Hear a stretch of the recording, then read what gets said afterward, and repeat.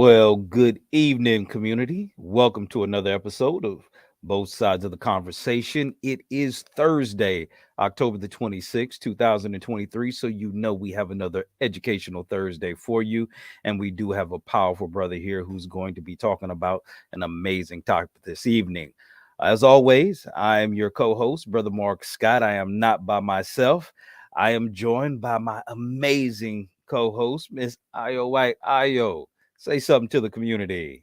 Good evening, community, and happy Thursday. Welcome to another wonderful educational Thursday. We look forward to getting all this information out to you guys tonight. We have a great guest tonight, and a topic that's very dear to me, somebody I know personally, and we're going to have an amazing show this evening. Absolutely, we are going to have an amazing show. And of course, we are holding it down for the Bishop John Henry, who is actually out in the community as we speak, serving the community, dealing with things that are going on. As always, he stays available. So, with all the love, all the support that he has, we are bringing this episode of Educational Thursdays to you in this steed. So, what we're going to do, because we do have a lot of information to get out to you, because as always, we're committed to making sure you get all the news and the community events. I'm going to go ahead and jump into the headlines so we can get started. And our first headline in the local news: man stabbed to death in San Francisco. On the morning of October 26th, that was earlier today, a 40-year-old man was fatally stabbed during a confrontation with a 39-year-old man near the intersection of Market and Octavia Street there in San Francisco. The victim was rushed to a local hospital with critical injuries, but later succumbed to them.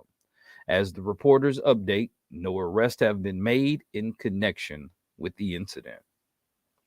Also, homeless man, a convicted pedophile charged by San Francisco DA. San Francisco's district attorney plans to file criminal charges against Joseph Adam Moore, a convicted pedophile who set up camp near a school and displayed a free fentanyl for new users sign. I don't know what's wrong with some of these people.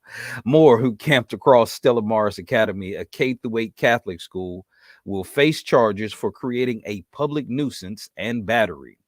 He had a confrontation on October 19th during which he threw a liquid on someone. Records reveal Moore's previous conviction in 1997 for inappropriate acts with a child under 14, and he has been arrested multiple times since 2007 for failing to re-register his address as a sex offender. Moore will appear in court on November the 2nd. And in global news, Israel-Hamas war rages as Gaza deaths mount. The violent conflict between Israel and Hamas continues to escalate as Israel threatens a ground offensive in Gaza following Hamas rocket attacks, while Gaza faces a dire humanitarian crisis. Despite international pressure for a ceasefire, Israel opposes a full truce and remains focused on targeted strikes against Hamas. With hundreds killed, mainly Palestinians, and failed diplomatic efforts so far, tensions remain extremely high as the fighting and its impacts intensify. And also, in world news, Hurricane Otis kills 27 in Mexico. Residents desperate for basic supplies. Hurricane Otis made landfall as a deadly Category 5 storm in Mexico, killing at least 27 people, leaving thousands homeless and causing extensive damage in coastal areas, including the resort city of Acapulco. Otis brought catastrophic winds, flooding, mudslides, and power outages. Residents now face dire shortages of food, water, and other basic supplies as recovery efforts slowly get underway. Roads are blocked by debris, and some residents still remain trapped by floodwaters. The full extent of devastation is still being assessed as emergency personnel struggle to reach the hardest hit communities. That will do it for the news. I'm going to go ahead and turn it over now to Sister Io so she can give you some better news with all the wonderful events that are going on in the community. Lots of events, lots of events. Esther's Orbit Room is accepting submissions for food operators. Responses will be accepted until October 27th. The SF Alliance and Black School Educators 14th Annual BSU Summit 2023 on Friday, October 27th from 9 a.m. to 3 p.m. Doors open at 8:30 a.m. 455 Golden Gate Avenue in San Francisco. Youth empowerment, free breakfast and lunch, games and prizes. Students register at the link below. Ocean Avenue Association presents Halloween Beer Crawl on October 27th, 2023, from 5 p.m. to 8 p.m. Studio 121 invites you to the Rainbow of Arts free event on October 27th from 3 p.m. to 6 p.m. at Visitation Valley Elementary School, located at 55 Sharon Street in San Francisco. There will be theater, food, dance, and more. OMI Cultural Participation Project is hosting Equity Keys, a free housing resource fair on October 28th from 11 a.m. to 3 p.m., located at 2301 San Jose Avenue in San Francisco. This free event offers free parking, raffles, and refreshments. Urban Advantage presents Colorstruck, Bridging the Racial Divide in America by Donald E. Lacey Jr., October 27th and 28th. San Francisco Safe's Halloween candy explosion on Saturday, October 28th from 11 a.m. to 5 p.m. Admission is free. Food, carnival games, music, and more at Gilman Park, 903 Gilman Avenue in San Francisco. OMI Participation Project Ocean Avenue Annual Halloween Party, Saturday, October 28th from 12 to 3 p.m. A Unity Plaza, 1002 Ocean Avenue in San Francisco. Black Vines and Calabash are hosting Brunch and Sip, great food, wine, music, and community on October 29th from 11 a.m. to 3 p.m. at 2300 Valdez Street in Oakland. Collective Impact and BMO Magic presents the Halloween Horror House on Tuesday, October 31st from 4 to 6 p.m. at Ella Hill Hutch, 1050 McAllister Street in San Francisco. Dreamkeeper presents A Pathway to Yourself, Discover Day on November 11th from 3 to 5 p.m. at Visitations Boys and Girls Club, located at 251 Leland Avenue in San Francisco. Black Futures Lab is offering grants up to $250,000 to Black-led organizations focused on educating, activating, and motivating Black male voters. The application deadline is November 1st, 2023, and the grant winners will be announced November 14th. Apply now. Latino Task Force is providing Section 8 housing waitlist application assistance on Friday, October 27th and November 3rd at LTF Excelsior Hub, 4834 Mission Street in San Francisco from 11 a.m. to 7 p.m. Join into action for the Bayview Uncorked Southeast San Francisco celebration on Saturday, November 11th from 1 to 5 p.m. at Pier 70, Building 12, located at 822nd Street in San Francisco. The Rafiki Coalition is hosting the Black Business Expo on November 4th from 10 to 2 p.m. at Rafiki Coalition, located at 601 Cesar Chavez Street in San Francisco. San Francisco Early Care and Education Advocacy Coalition hosts the second annual ECE Advocacy Retreat on Saturday, November 4th from 8:30 a.m. to 3 p.m. at MNC Leland Rossi Hall, 362 Cap Street in San Francisco. Big Bucks Racing presents the final 8th mile Bucks race at Sacramento Raceway. This is an all-weekend event from November 3rd through November 5th. Race fees will be collected at the front gate. HCV Section 8 lottery waitlist opens Monday, October 23rd, starting at 8 a.m. PST and closes November 6th at 5 p.m. Applications not submitted by 5 p.m. Apply online only at the link below. Latino Task Force is providing Section 8 housing waitlist assistance on Monday, October 23rd and November 6th at the LTF Mission Hub, 701 Alhambra Street, San Francisco, from 11 a.m. to 7 p.m. Murray's Athletic Development Excellence Foundation presents their interactive speaker series on November 9th from 6 p.m. to 7:30 p.m. at Lincoln High School, located at 2162 24th Street in San Francisco. Into Action announces the Black Cultural Preservation Mini Grant Cycle 2, opening on October 10th and closing on November 10th for December 1st through February 28th, 2024. The San Francisco Bay Area Theater Company invites you to Third New Roots Theater Festival for 6 performances over 3 days, Friday through Sunday, November 10th through the 12th, at Brava Theater Center, 2781 24th Street in San Francisco. Live stream options are available. The African American Shakespeare Company announces its 23 to 24 season beginning with Death of a Salesman, Saturday, October 28th through Sunday, November 12th at the Taub Atrium Theater, 401 Van Ness Avenue in San Francisco. The 4-series season subscription also includes Cinderella, Pipeline, and The Merchant of Venice. Purchase tickets for one show or for the series at the link below. San Francisco Recovery Theater presents Reflections in Black 2023.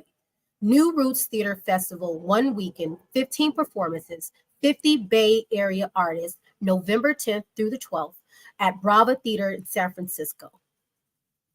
Join the Rafiki Coalition for the visit of the Presidio, walk the Bay Trail, and visit the Golden Gate Bridge Visitor Center on November 13th from 9:30 a.m. to 2 p.m. The free shuttle leaves Rafiki, located at 601 Cesar Chavez, at 9:30 a.m. Free lunch will be provided.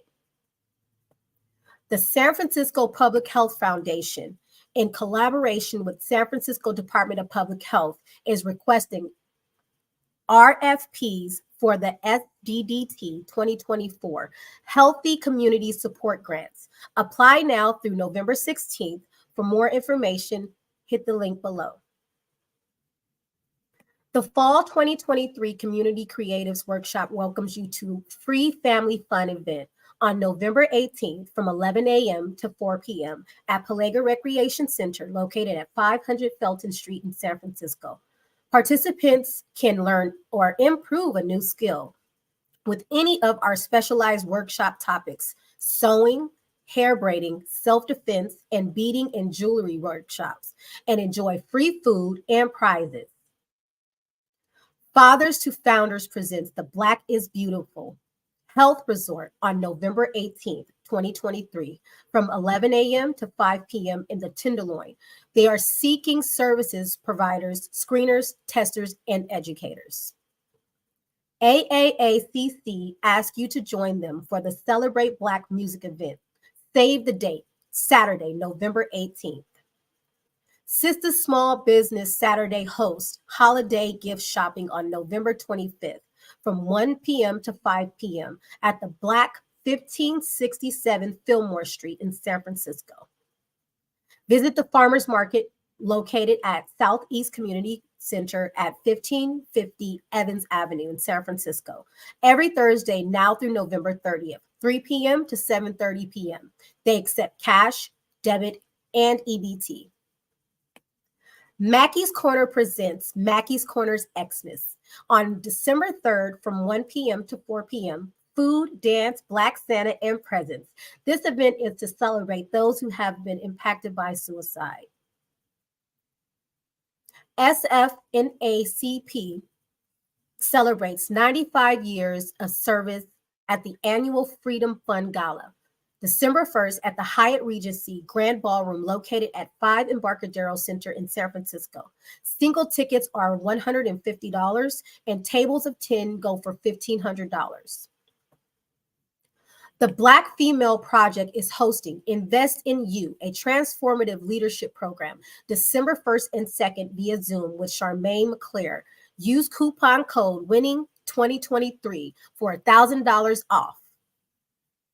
OMI Cultural Participation Projects, The Lion King, Friday, December 8th, 7:30 p.m. at the Orpheum Theater, 1192 Market Street in San Francisco. Walters Wellness Group invites you to Restorative Retreat on December 9th, 9 a.m. to 4 p.m. for a one-day retreat where a team of expert facilitators led by Dr. Kathia Walters will guide you through a transformative experience designed to help you get into your body and quiet your mind. For more information, register at the link below.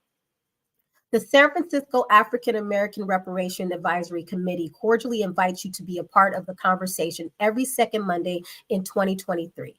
You may attend in person at City Hall, located at 1 Dr. Carlton B. Goodlett Place, or online by registering at the link below. Dreamkeeper SF invites you to join us for community updates every third Wednesday, 2023. These meetings are open to the public via Zoom. As part of the fall exhibitions, the St. Joseph's Art Society features works by visual artist Christopher Birch in transversing, on geographics, blade and bone, now through Friday, December 15th at 1401 Howard Street in San Francisco. Wu Yi presents the Holiday Pajama Jam for the Bottles and Blankets Pantry on Saturday, December 16th from 1 to 4 p.m. at 4900 3rd Street in San Francisco. Come out for the Lorraine Hansberry Theater 2023-24 season. The season starts with the Soulful Christmas, a holiday concert with performances Thursday through Sunday, December 14th and 17th at the Fort Mason Center for Arts and Culture. Tickets are on sale now. OMI Cultural Participation Projects, The Wiz, Saturday, January 27th, 2024 at 7:30 p.m. at the Golden Gate Theater, 1 Taylor Street in San Francisco. The African American Arts and Cultural Complex invites you to the Season of Black Art inaugural event, introducing October 2023 through February 2024 season at the AAACC, located at 762 Fulton Street in San Francisco, on Sunday, October 29th, kicking off a captivating celebration of Black creativity and culture with special guests and performers. Into Action announces the Black Culture Preservation Mini Grant Cycle 3, opening on January 25th and closing on February 26, 2024, for March 1st through May 31st, 2024. You can get up to $9,500 in funding for Black cultural preservation events in the Tenderloin, Lakeview, and Sunnydale, Visitation Valley, and OMI in San Francisco areas. DKI announces the Senior Home Repair Program with up to $50,000 forgivable loans to low to moderate income senior and or disabled homeowners residing in historical distressed and underserved neighborhoods in San Francisco.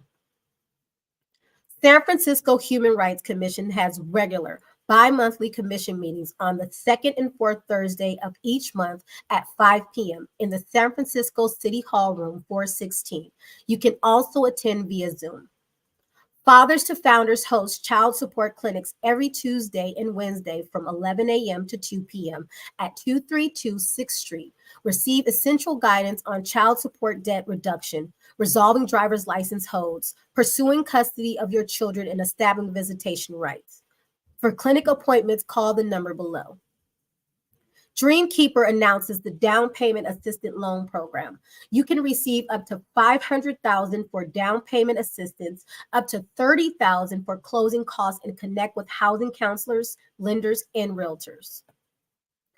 Walters Wellness Group invites you to Sip and Paint Center every first, third, and fifth Friday, where you can unwind and set the tone for your weekend, fueled by tea, creativity, and grounding, hosted by Dr. Kathia Walters, Dr. C, and the Walters Wellness Group.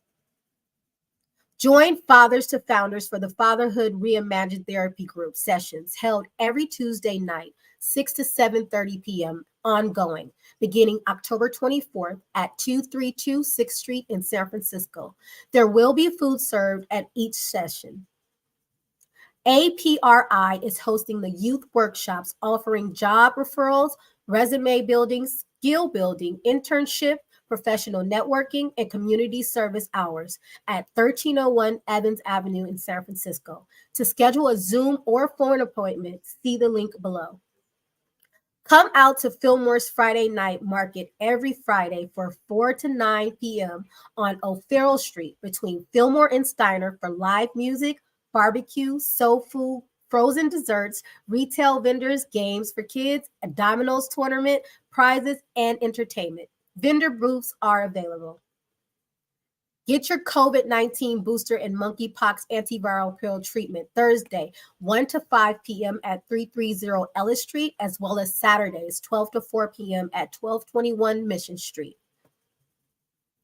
The community living room open all day, Monday through Friday, breakfast 9 a.m. to 12 p.m. and grab and go lunch from 2:30 p.m. to 3:30 p.m. at City of Hope Cafe, 750 Ellis Street in San Francisco.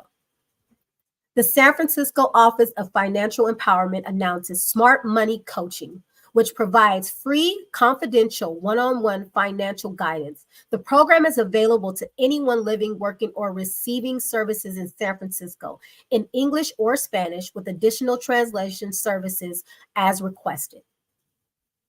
Be a mentor in SFUSD. Join SFUSD school based mentoring programming. Mentoring for Success. Sign up to volunteer as an individual or group mentor district wide. Would you like to promote your business, nonprofit, or community impact? Sign up for our Hidden Gems show. Share your expertise on our Educational Thursday or be a panelist on our Sunday's conversation. Keep up with both sides of the conversation. Latest shows and community outreach events. Follow us on all social media platforms. You can also subscribe to our newsletter at bsotc.org. BSOTC welcomes individuals who are interested in giving back to the community to join us as volunteers. We value the positive impact volunteers can make and invite you to be a part of our mission to uplift and support our community. BSOTC kindly requests your invaluable support for our podcast and community engagement endeavors. We cordially invite you to explore any of our donation links, as your generous contributions will greatly aid us in enhancing our programming. We would like to take this time to acknowledge the Dreamkeeper Initiative and its support for BSOTC's programming. The Dreamkeeper Initiative amplifies the voices of and invests in San Francisco's diverse Black communities to reform public safety and address structural inequities in San Francisco. Be sure to join us this Sunday for our breast cancer awareness, risk, and prevention show, October 29th. All right, Sister Ayo, as always, you did an amazing job getting through all the events community. Please don't, there's no reason for you not to know what's going on. We are doing our best to make sure. And if there's anybody else out there, if you have events, things you want to share, get out to the community, please send those to us so we can promote your events.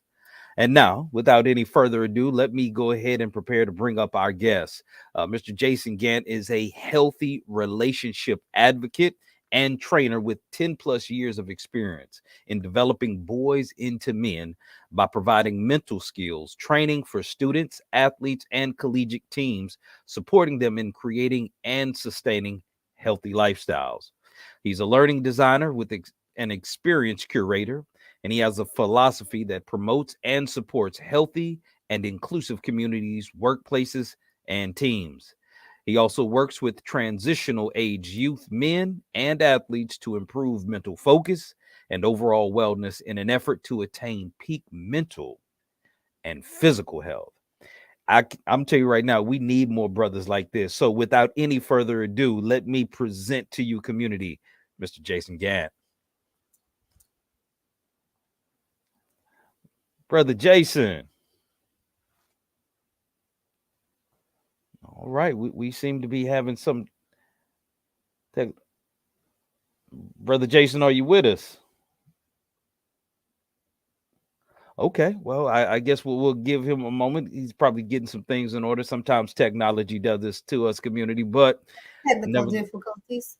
It is, but nevertheless, community, as always, we are so glad to have you here with us. And again, we're going to talk about empowering the youth, and I'm sure he has some amazing things to share. But speaking of empowering the youth, I know we've been dealing with some things in house. Um, I know your son just got over some things, and he's getting back to school. I know you're proud. Yes. And he's actually worked with um, Coach Paz, Jason Gant, at his school. He does amazing work. Like I've said, he's taught him so many things, as in mindfulness, being intuitive with his body, and learning how to control, taking tempo in conversations and being able to articulate and having those conversations. It's actually bridged the gap between us as mom and son. And he's told me in many occasions, like, Mom, pause, take a breath, like, pause, take a breath. So the work that he does with the youth, I for one can attest to, because I see the great work and the resilience in my son. Definitely. And Welcome back. Hi, welcome. Right on cue, the computer needed to take a pause and reboot. So, I guess it's all of us. That's all right. The show still goes on. We're not going to let It that stop must. us. It must.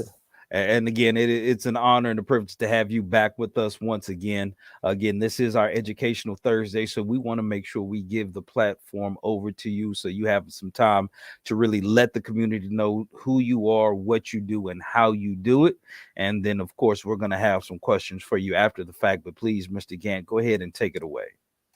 Certainly. Well, thank you so much and appreciate the flexibility and keeping the show going while I log back in.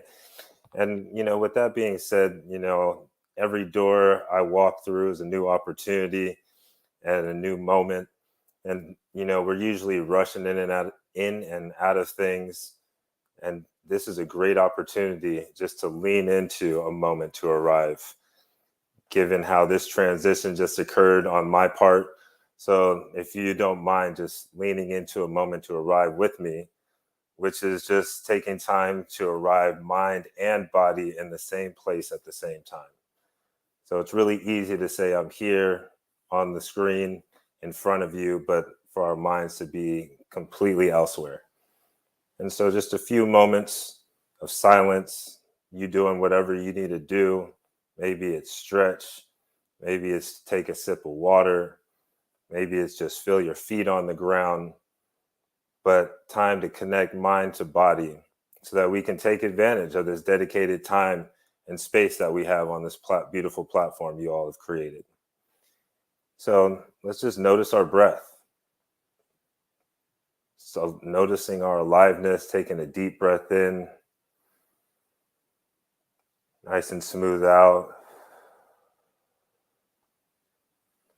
And on the next exhale, just curling the sides of your lips, making a small smile. Maybe releasing the shoulders or finding ease in the shoulders. And just one more deliberate deep breath in, adding one more layer of mindfulness.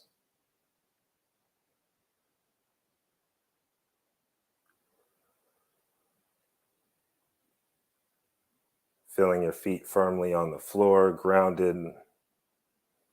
Noticing the weight of your body on your seat.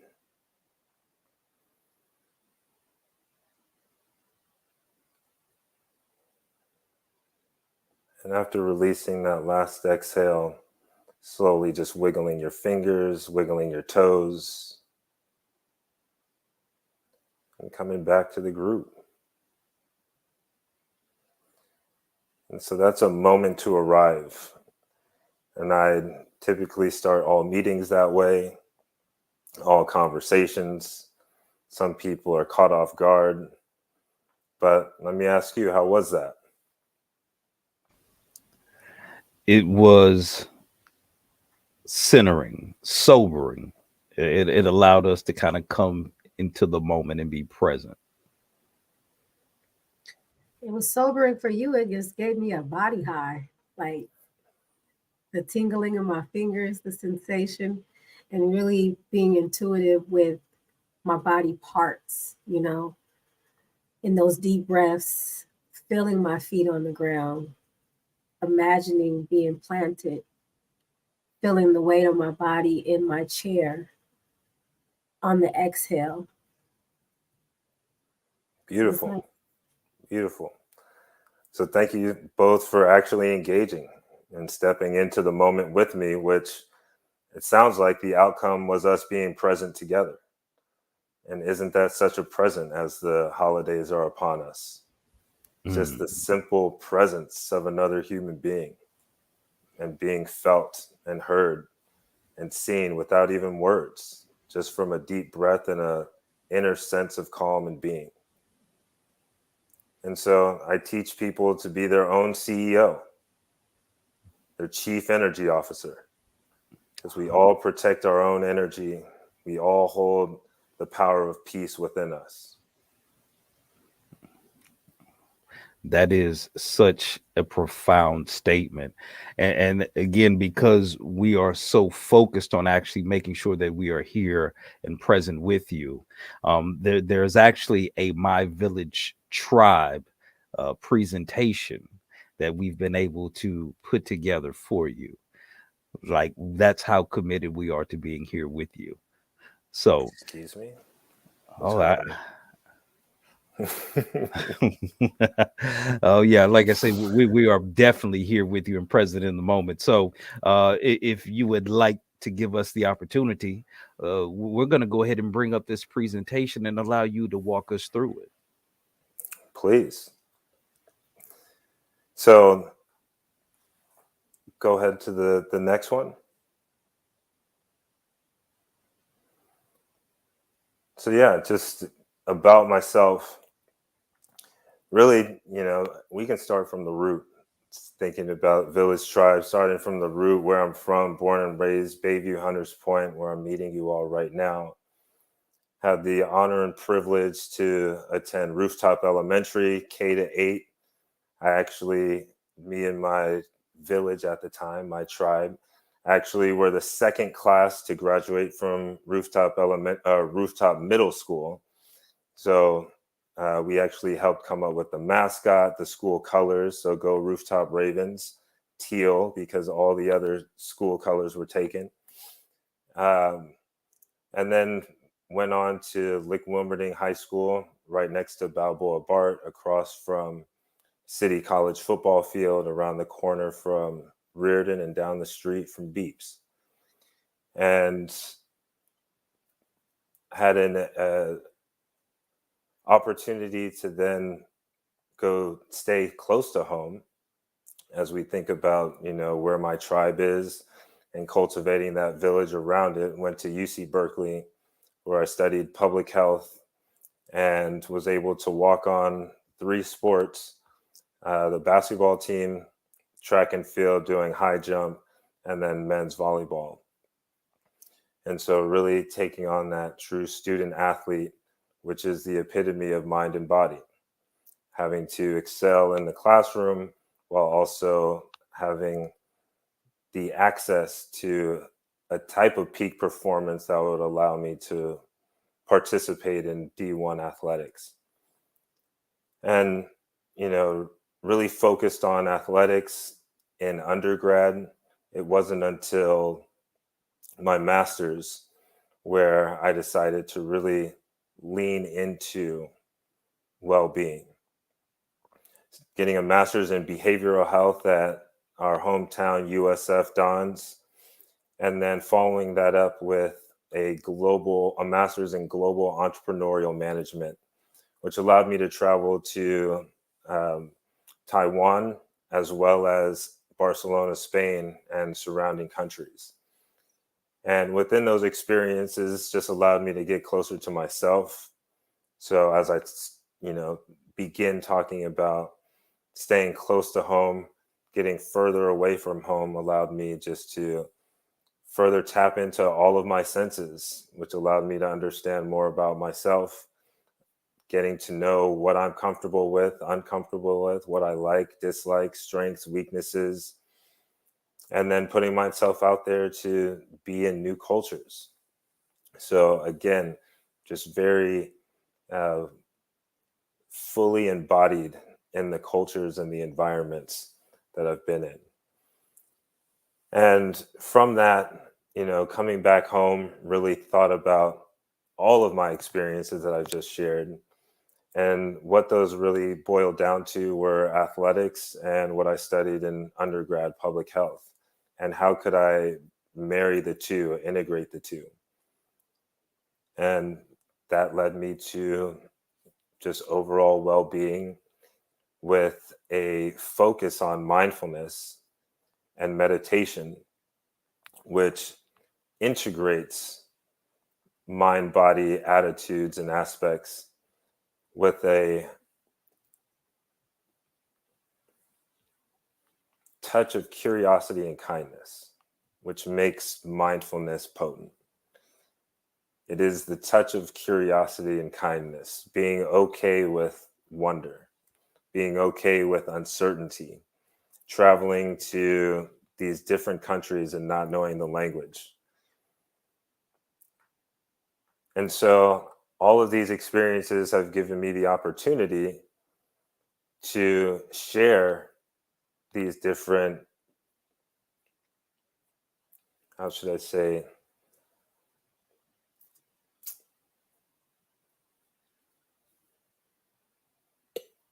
just lack of a better word, just different experiences in these different environments to then coach and provide services back home where folks haven't been able to see or experience the things that I have yet.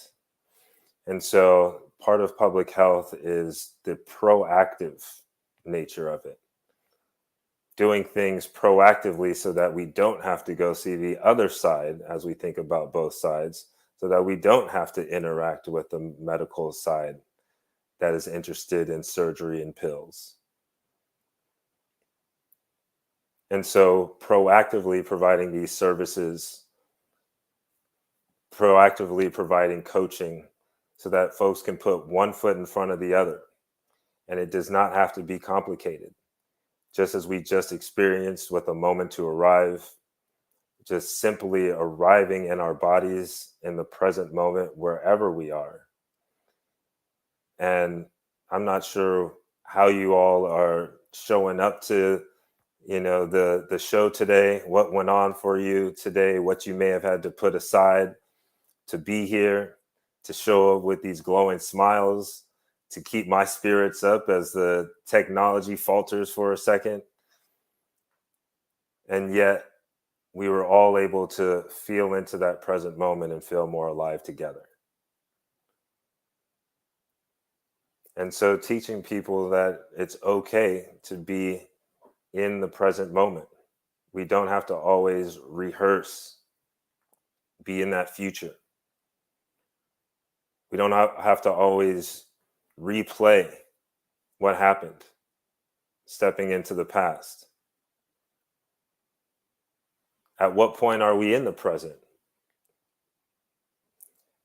So advising clients, advising athletes on just how to show up and be themselves confidently, feeling safe and feeling strong in their bodies in moments of intensity. And particularly in moments of intensity, because when things are going well, things are going well. And we don't need the support. We're not looking for support. And so it's really about making space for men to be human, for people to feel human, for athletes to be human, and really providing inner tools for resourcing.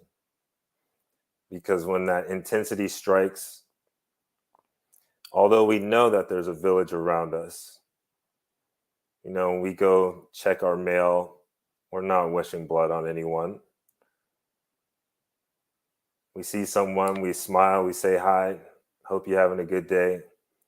So we observe the village around us, but in that moment of intensity, we forget, or we don't want to burden them. But we don't count that we're in a moment of intensity. We're trying to survive. We're holding on, and we need help. And so I know that there's plenty of resources. There's amazing conversations happening like this. And there's all these announcements that you're bringing to the community. So we know that's out there. But are people able to access that in an emergency situation?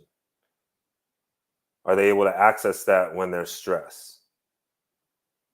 So even taking a moment just for folks to download some of the things that they said, oh, I want to go to that event, opposed to just quickly transitioning and just taking that moment so that we can all arrive and then fully show up for what's happening now.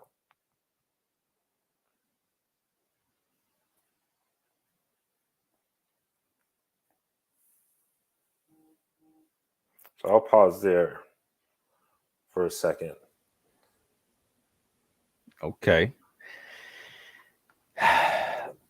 You said so much that I think it would be good for us to kind of go through and kind of break it down, because I don't think a lot of us really understand just how not in the moment we exist, how often we do that, because either we're worried about what's going to come in the future, or we're dealing with some type of regret or pain from the past, that we don't have the ability to be in the moment. Or if we are in a moment and we are dealing with high stress or a lot of trauma or a lot of I heard a phrase earlier this week, emotional intoxication. Like some people get so emotional that they can't process or think straight or logically or rationally in that moment. And can you just kind of go back to the practicality of why getting centered with something as simple as just breathing, why that's so powerful and how that helps bring people into the now? Yeah, I hadn't heard that, but thank you for bringing that into the conversation, the emotional intoxication. But I mean, when I hear that term, it makes me think of the news and how we can just get enveloped into the news cycles. And you know, aging myself, old head over here, but I grew up in a time where we had the newspaper, and that was our news. And that bad boy came in the morning. You were freaking out and stressed out if it didn't come, because that was your source of news. Now we have 24-hour news cycles, and you just keep going. And we don't take that pause, and we're triggered, and then we speak up because we feel a certain way. And then we say, oh, my bad. I felt a way, so I had to act on it because I'm not in touch with my own body. So I'm just following feelings that are external of myself. So really, I'm the puppet.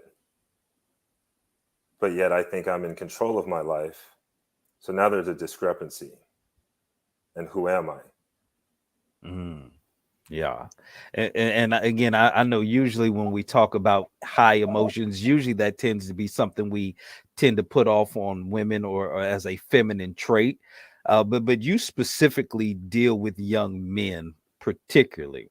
What advice do you tend to give young men who are struggling with concepts about like masculinity or what it means to be a man, and some of the challenges that we face as men in creating meaningful connections in life? So the question there is, how do we create meaningful connections amongst men? I think it starts just like with having this conversation, asking the question, being open to the answer. And that process looks like the opposite of emotional intoxication, which is emotional intelligence. and being aware of yourself. What does that even mean? I'm aware of myself. I'm cool. I got my J's on. I got my earrings in. I'm fresh. I'm ready to go to school. I'm that guy. So I'm aware. I know I'm cool, and people treat me like it. But what are your strengths and weaknesses? Are you willing to work on the weaknesses? Are you threatened by someone giving you feedback? Are you now ready to fight?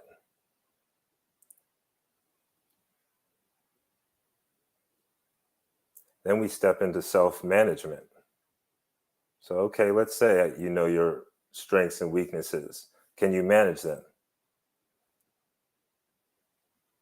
I know I'm upset, so I hit him in the mouth.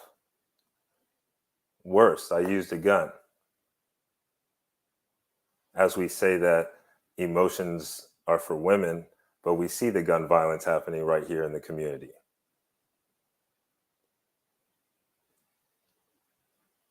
So we say women are emotional, but men are violent.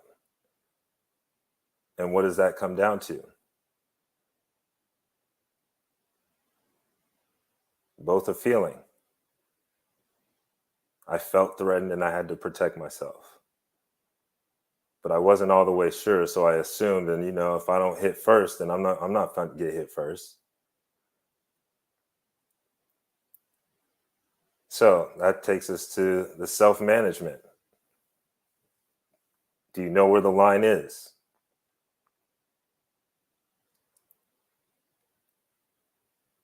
Let's say, okay, you do know where the line is. You know how to self-manage. But now you were just running down the block thinking that you were going to catch the bus, and the bus kept moving, and now people are looking at you. Are you feeling crunchy? Keeping your head high? How do you motivate yourself when things don't go your way?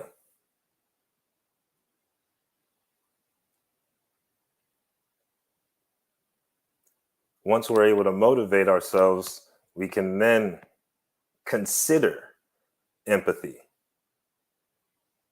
So as you can see, that's 4 steps away before we're even considering something external of ourselves.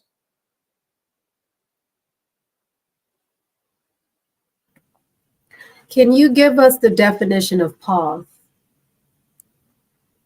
Pause. Just slowing down. Literally slowing down, taking a pause. You got the play button, you hit that bad boy one more time and it pauses. It's still right there, it doesn't take you back, doesn't take you forward, just we're right here. And it just so happens when we translate paz in Spanish, it translates to peace. So when we slow down just enough, it creates the conditions for peace. And isn't that what we all want in our lives, is just a moment of peace, a moment to exhale? Like, for instance, how you said just an analogy about missing the bus, right? Um, you worked personally with my son, and he used a lot of the mindfulness, even with the way that we engage with each other. And he was doing this with me before I knew it was you working with him. And it was like, oh my God, yeah. But the pause for him is collecting himself. And the pause for me was allowing him the space to vocalize what the situation is. I'm usually already at a 10, you know me. Even happy, just it doesn't matter what, I'm always at a 10, when people come in and I engage with them, hey, how you doing? But but him being able to come to me and have concerns. The mother and son relationship can be a little different than father and son. And I stress that I am a single mother. I can teach him how to be a great person and instill in those morals and values and being a great person, but I don't have the tools nor the way to empathize with him on how to cultivate being a young man, a Black African American young man, especially in San Francisco. So, him teaching me the pause in our communication um, has taught me also how to start balancing and trying to have a medium and being able to assess before reacting. Now, how does that help you in the, is it a tool, should I say, in the holistic coaching method that you utilize with both your students that you work with and I know that you have like businesses that hire you for retreats and things like that, but is that one of the tools that you utilize in the holistic coaching? Definitely. Yes. It's the pausing, the slowing down. And just as you shared in your example, it looks different and feels different for different people in different situations. And so even from the how we started our conversation, doing the moment to arrive, I said, maybe you want to take a breath, take a sip of water, just whatever is going to bring you into the right now. And so I access the breath because we all have it. And if we hold on to it, we suffocate and die. So let's just start there. And then our body is with us. If I take 5 steps forward, I don't leave my body here. The body is always in the present moment. So even though it's a new day, and then a new day, and then a new month, and a new year, I'm all good. Yeah, I'm all good. We say that all the time. We literally just went through COVID. Everyone went through trauma. The body keeps the score. So you can't trick yourself when you're actually connected. And so if you keep moving and not addressing that trauma and saying things are all good, slowly the body begins to break down and you begin to experience toxic stress. And the toxic stress turns into chronic conditions. And then the chronic conditions turned into disease. Something that is preventable. All chronic conditions are preventable. Now it turns into disease. And if we're talking about us living in food deserts, drinking Red Bull for breakfast, going to 7-Eleven before school, eating hot Cheetos,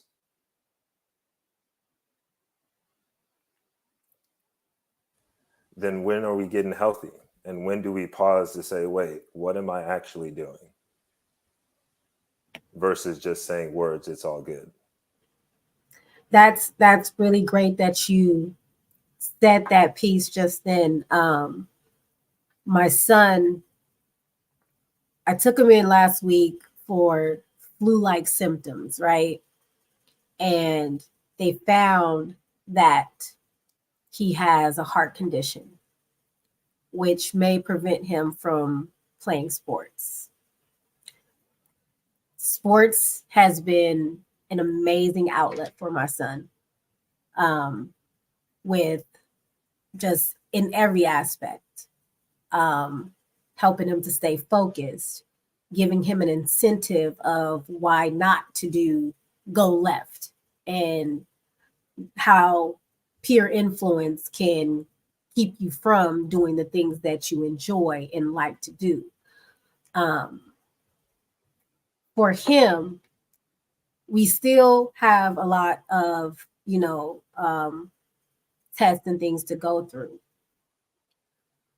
but sports being his life at 16 years old, what mental skills and or techniques could you advise, or do you teach the athletes to improve their mental focus, since he is feeling in this moment, I'm never going to play sports again? That's the only part that he took away from everything. What tools, skills, and or techniques would you teach a student athlete facing something like this?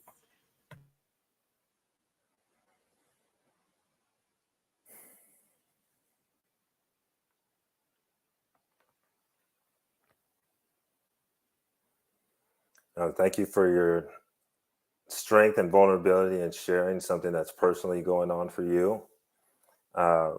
When you speak of him and his love for sports, I mean, he speak that energy into me going into his classroom, going into a group of or a class of up to 32 students sometimes in public school can be daunting. There can be some folks that are fully with you and some folks that are like, what is this mindfulness? But I always had him to look over to, because we had sports in common. And as soon as, a student might want to try to distract, it's like I can look over at him and give a sports relevant mindfulness example. And then it's like, all right, I'm back on track. Thank you. I also identified very closely to sports. Grew up playing sports at a very young age.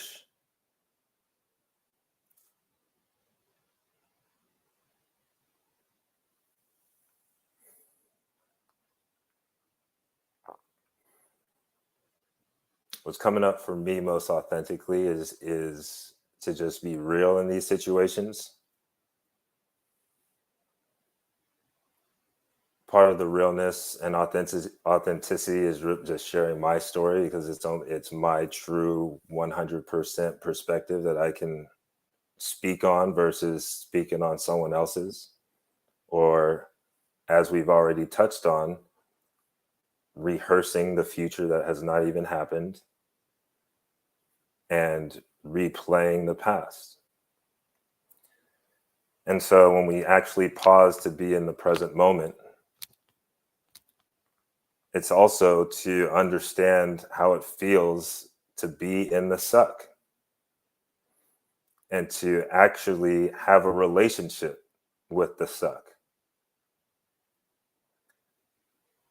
And unfortunately, it isn't until moments like these in most people's lives, and I'll speak to myself, my own life, when something real happens, that it's like, oh, I have to think about other approaches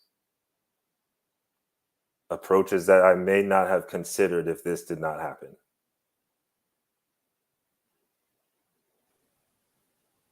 And so that's where, in the pause, you consider that relationship that you have right now in reality. What is the feedback reality is giving me? What do I need to slow down and sit down and think about?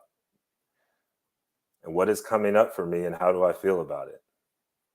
And the mindfulness piece, again, is that touch of curiosity and kindness, because we can think about it all day. We can get into our heads about it all day. But we already know we're smart. We already know I'm not trying to kill myself. I'm not trying to, do harm right now.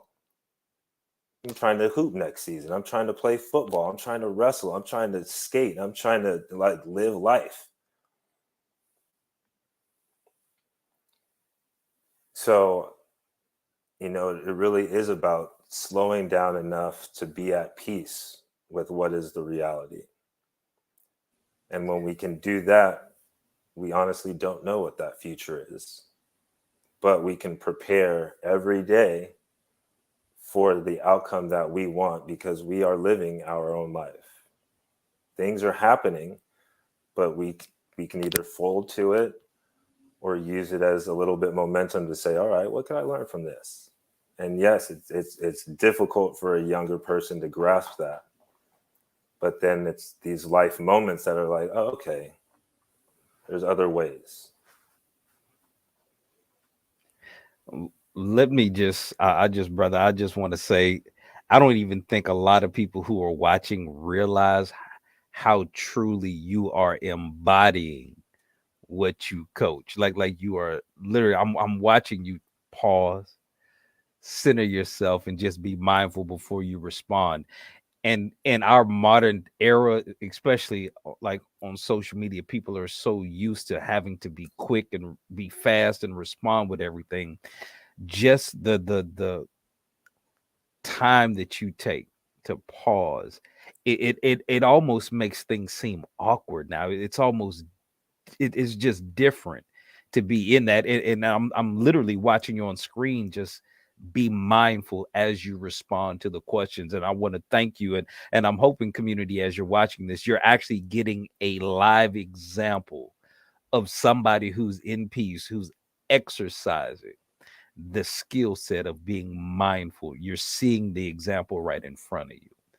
But the question I have now, because I know you do coaching, and like I say, you do groups and you also do individuals.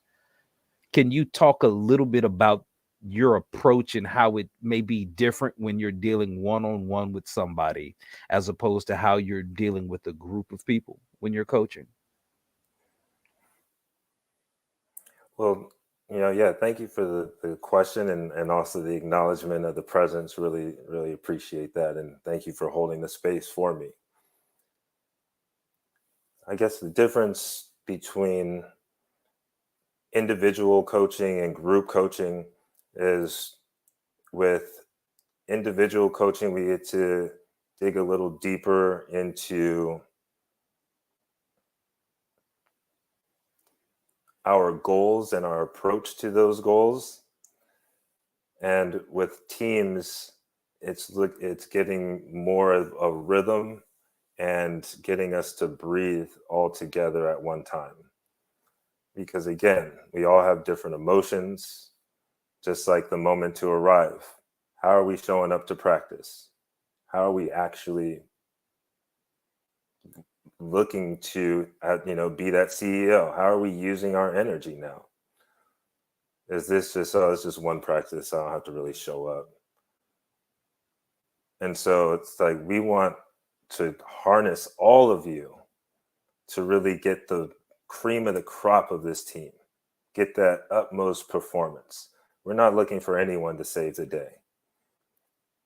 So how can we get you guys all to work together? And that's really about understanding.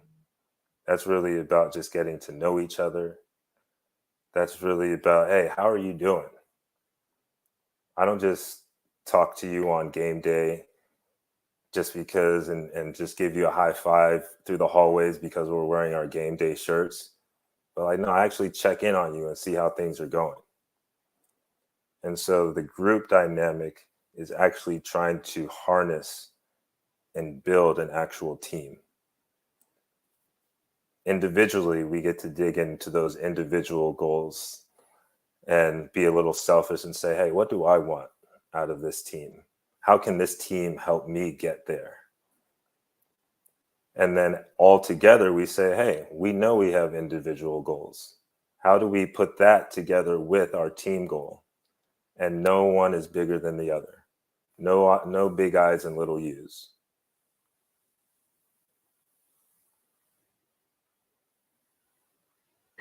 That's one of our, I'm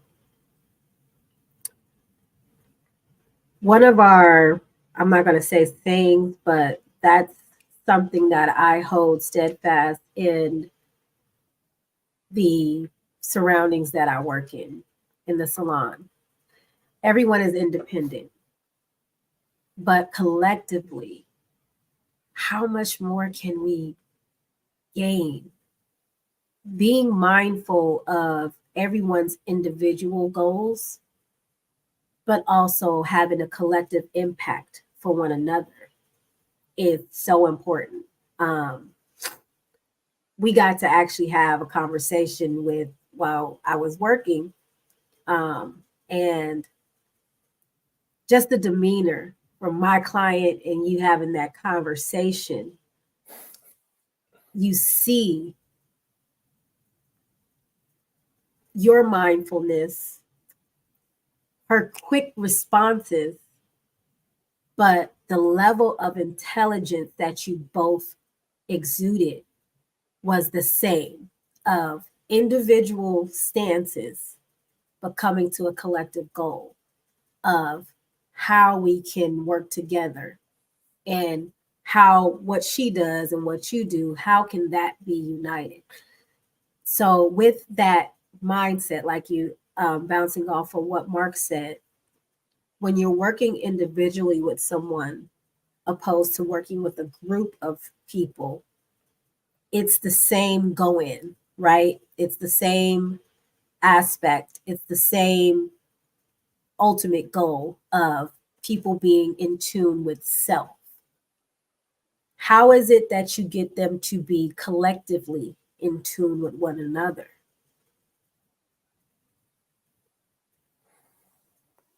We practice together. So not just practice the sport, but we practice breathing together. We practice moving slowly together, which some may call that yoga, where we actually connect mind to body and we integrate our breath as we're in certain postures. And we're noticing that we don't have to move so quickly every single time, and that we can find the center of the storm or the center of the hurricane and literally be in the center still as the hurricane is going around us. And so, if we can all get on that page of having this harnessed energy, this hurricane, but we are at the center of it, and then we get all of these hurricanes moving in the same direction, and it's unstoppable. We're scared of one. And I'm thinking, because I'm kind of mindful of Tony Robbins in some of his coachings when he would talk about getting yourself into a peak state. And this is very reminiscent of that.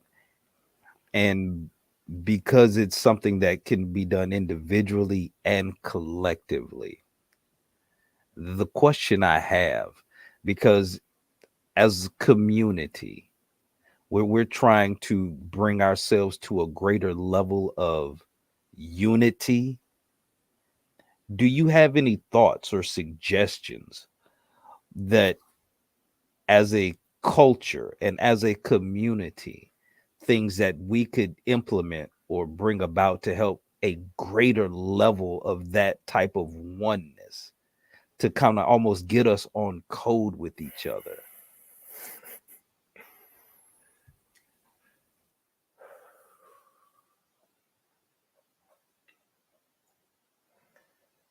A lot of reflections come up with this question. I appreciate you using the word culture. I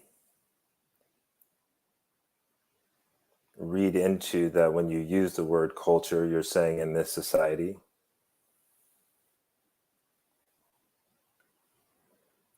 And so the question you're asking is, how do we harness this community to unite, to actually hold one another?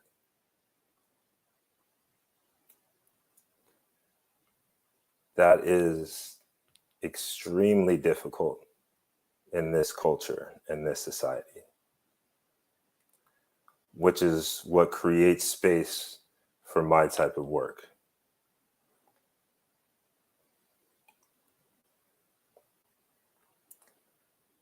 we have been doing everything right since forever. Yet in this culture and society, we're told that everything is wrong. So how do we work with a society that does not want you? As we talk about working and supporting the youth, as I was in a training program for clinicians years ago, and as I was just learning mindfulness and working with youth, and one of the supervisors, or my clinical supervisor of my small group, shared, there was a racial incident between two small kids at the camp. And as we're sharing this, her response was, maybe being Black is a diagnosis. Now, I personally have chosen my practice and path to not even consider diagnosing, and rather meeting people where they are and having the conversation, so that I don't have to diagnose to say this is what's wrong with you in order for me to support you. But to hear that from, at the time, was a well-known child psychologist and white woman working with all ethnicities, connecting that to your question, if this person who is well known and believes that being Black is a diagnosis, which I hear as an inherent problem, how are you to feel whole if you are showing up to these classrooms where we know there aren't many Black teachers? In this culture, where we know we're not going to the doctor's office and the dentist's office and seeing people that look like us on a routine basis, how do we find those inner skills for resourcing if we're not taught? We're taught to just keep going.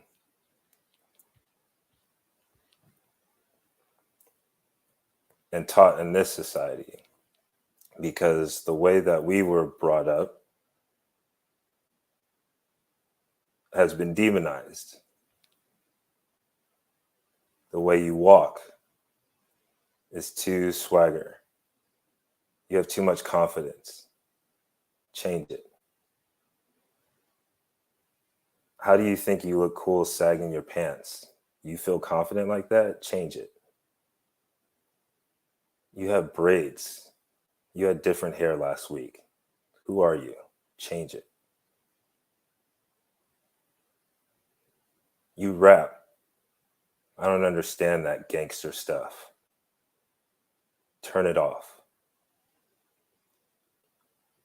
You move too much in school. But you don't understand me. You think I'm a diagnosis.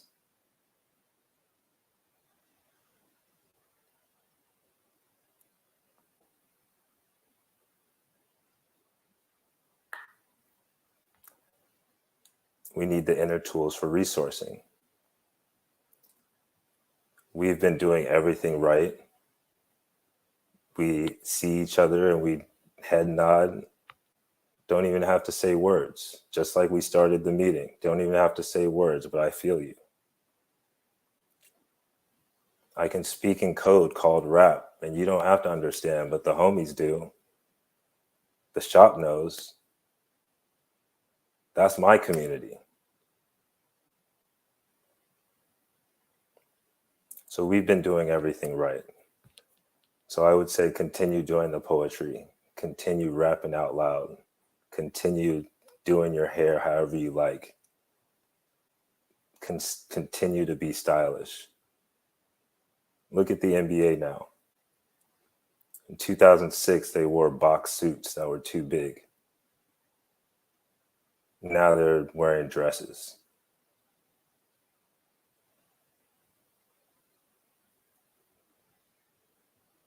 So when you ask me, what do we need to do?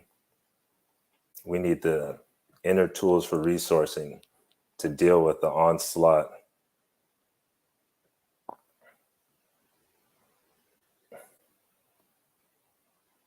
I was just having a conversation with someone right before this call of just how it's so hard to explain in the moment what it means to work harder than the next person and to actually bust through that glass ceiling, because no one's overtly racist, but it's those microaggressions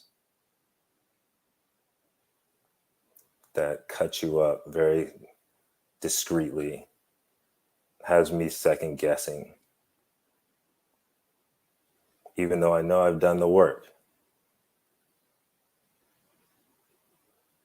So we have to continue to hold each other, which is why I name it Village Tribe. Mhm. Because it takes a village to raise a child, and it takes a village to hold an adult.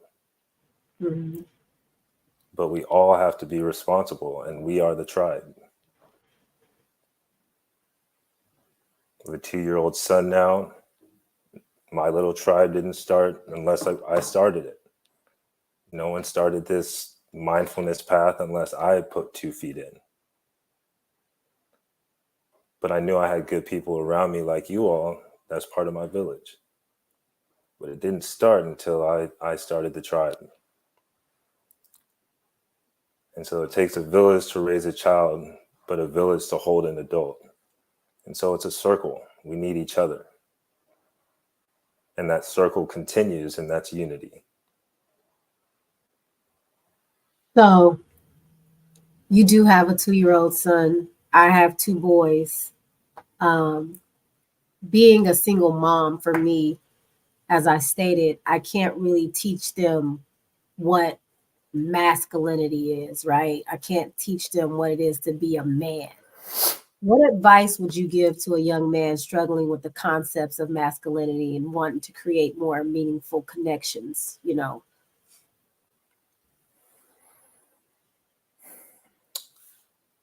I think that I would double click on the emotional intelligence and the domains that I discussed earlier: self-awareness, self-management, motivation, empathy. And once we can feel with others, then we have social skills for leadership. We can lead with compassion. So I would say, following up with emotional intelligence, really design your life, create the reality. What does it actually mean to be a man to you? What does it mean to be alive? Right now, I would consider myself a man. My younger self would have been like, mindfulness, meditation, what are you talking about? Get out of here. I wouldn't have accepted myself. So we change, but we have to also pause and reflect on, what does this actually mean? I didn't know I was going to like this. I like this. So now what? Oh, externally, my friend group, my society, doesn't like this. So do I change it, or do I keep going?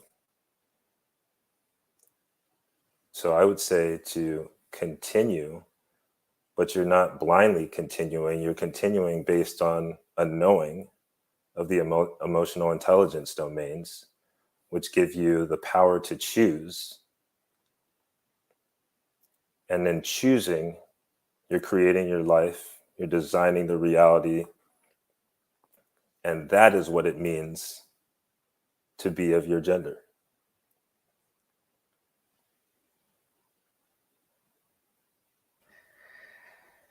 Wow. It, there's so much. I think that we don't have enough time to fully explore everything about the subject of mindfulness.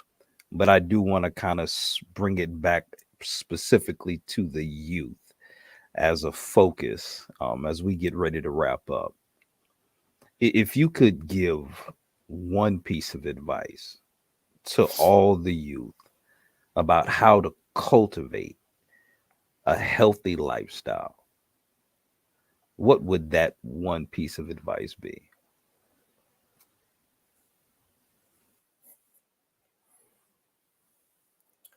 Engage brain. Engage brain. 2 words. And I chuckle because this is what my dad told me growing up all the time. And so as I reflect on the question and then engage brain comes to me, it dawns on me that you have to engage brain in mindfulness and meditation.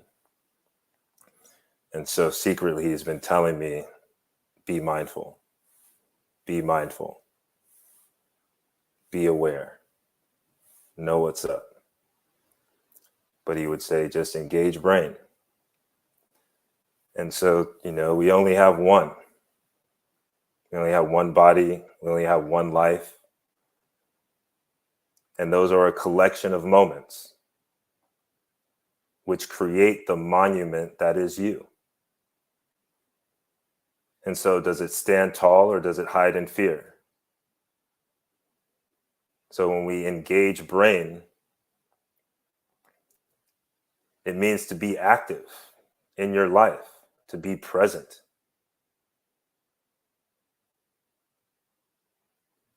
Brain, your brain. You don't have to worry about someone else's brain. Like mind your own business. Engage your brain. And so I feel like that would be the message. It's like be active, engage, but engage your brain. Be curious.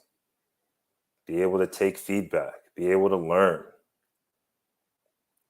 Be open to travel. Have new interests. Don't only be interested in the things from your zip code. And how engaged are you in that?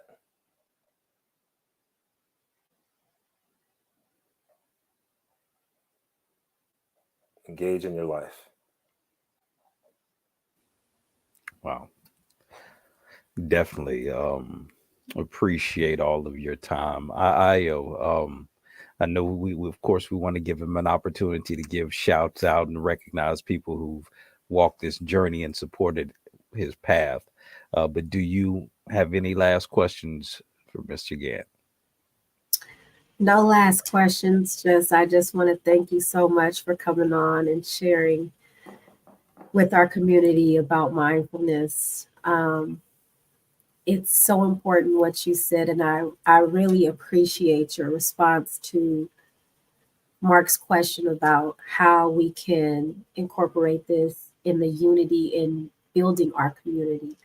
Um, in so many aspects, we are taught and told that who we are as a people are wrong. Even in the dictionary, black, dark, negative, negro, it all is related to something negative. But your explanation turns that negative energy into positive doings. Being mindful of your brother, being mindful of your sister, taking a pause and realizing what they have going on isn't my thing. My brain is my brain, and the power that I hold can help unite us all.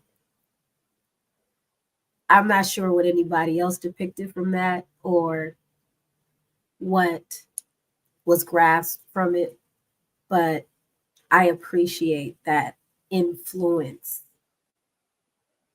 in just that statement alone.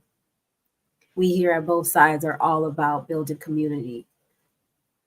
And within our community, my village tribe has just given us another olive branch to extend to our brothers and sisters. So I really do appreciate you for coming on.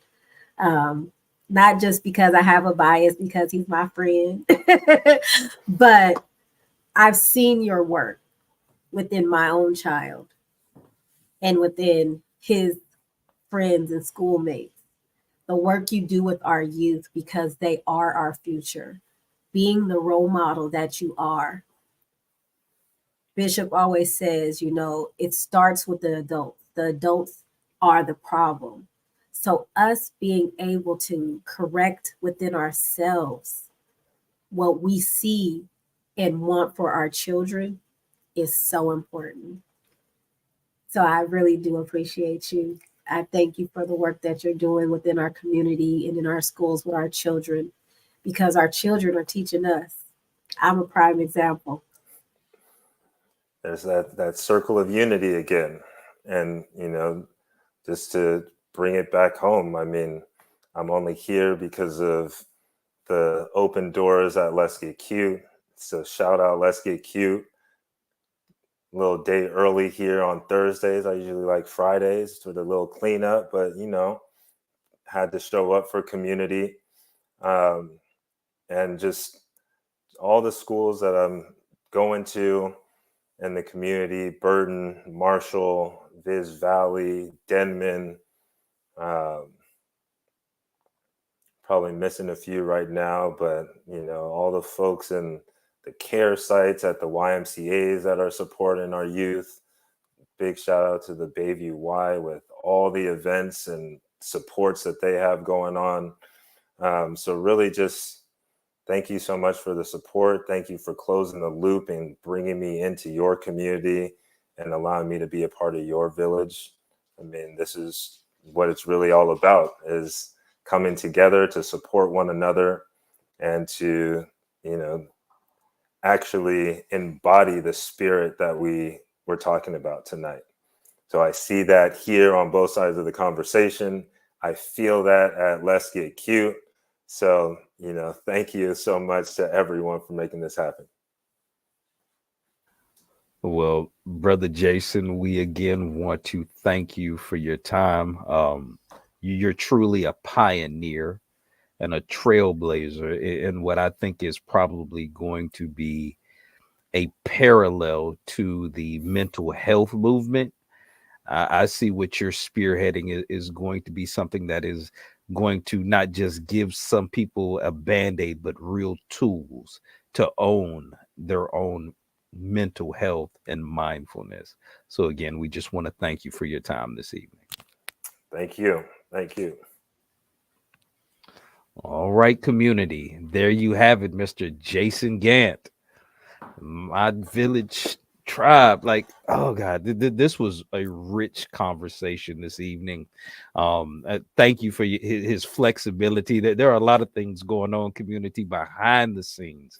That again, we don't try to, y'all don't see everything that goes on, but we work really hard to make this as polished, as smooth, as professional, and as engaging as possible.